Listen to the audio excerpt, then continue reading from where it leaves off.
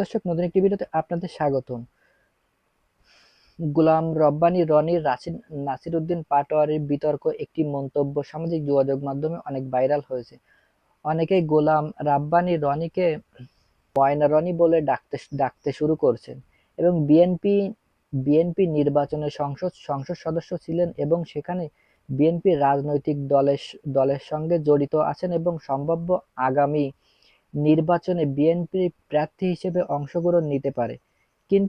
কিন্তু হঠাৎ করে তিনি জিয়াউর রহমানকে নিয়ে এমন মন্তব্য করছেন যা বিএনপির বেশিরভাগ নেতাদের অস্থিরতায় ফেলেছেন।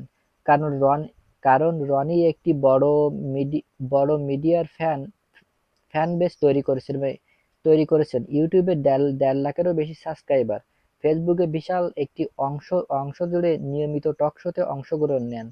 ফলে তার মুখে এমন কথা শুনে বিএনপির জন্য বিব্রতকর হয়ে দাঁড়িয়েছে। অন্যদিকে নাসিরউদ্দিন পাটোয়ারি প্রায় সেনাবাহিনীকে নিয়ে বিতর্ক বক্তব্য এবং বিতর্ক মন্তব্য জড়িয়ে থাকেন। ক্যান্টনমেন্ট উড়িয়ে দেওয়ার হুমকি দিয়ে থাকেন। ওয়াকারুজ্জামানকে পদ থেকে সরিয়ে দেওয়ার হুমকি দিতে থাকেন। বিভিন্ন রকম মন্তব্য করে আসছেন এবং সেনাবাহিনীর বিরুদ্ধে ভাষা অবমাননা ব্যবহার করে সবশেষে তিনি সেনাবাহিনীকে পাগল আখ্যা দিয়েছেন। তার সাংবিধানিক বোঝা যায়, রাষ্ট্রীয় বোঝা যায় না, শুধু অস্ত্র নিয়ে মানুষের বিরুদ্ধে ব্যবহার করে। এর ফলে প্রশ্ন উঠেছে যে সেনাবাহিনী অতীতে দেশের ভারসাম্য রক্ষায় সবথেকে বড় ভূমিকা রেখেছে। তাদের আজ মর্যাদা কোথায়? মর্যাদাটুকু কেড়ে নেওয়া হলো।